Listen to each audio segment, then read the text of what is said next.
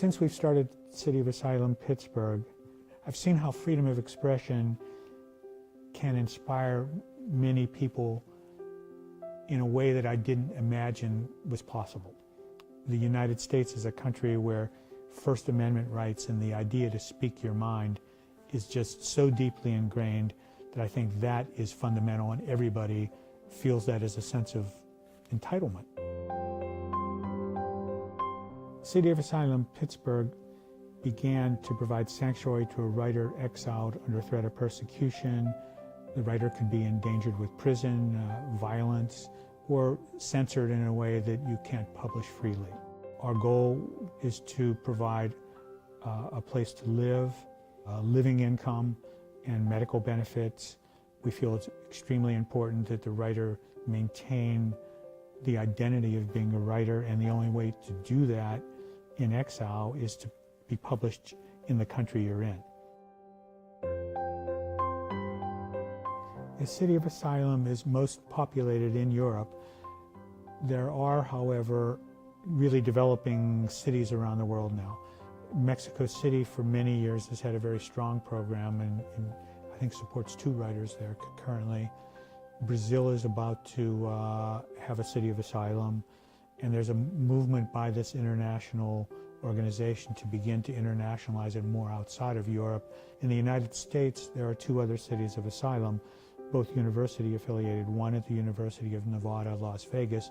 Wole Soyinka, the writer who was instrumental in founding the whole movement worldwide, was in exile and in the faculty there for a good deal.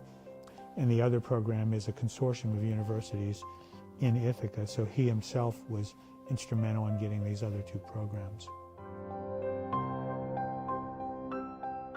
We have 4 houses with writing on the outside in various languages that were inspired by the original writer in our program, Wang Zhang.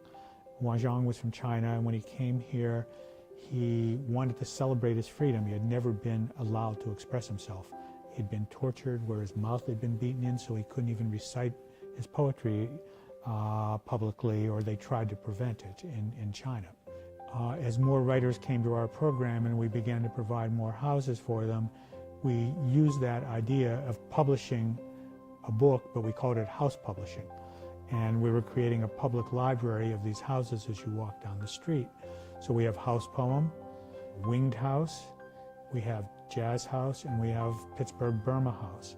And we have a few houses where writers live that do not have art, which are untitled, so we welcome suggestions from other people.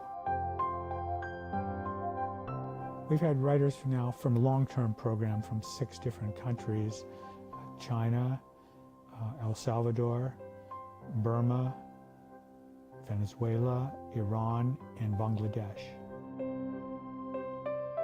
I think everybody in this community understands the value of what we have here and is more committed to understanding the meaning of creative expression, First Amendment rights in a different way than maybe we did before, because we have monuments in our midst, living monuments, who represent what it's like to lose that.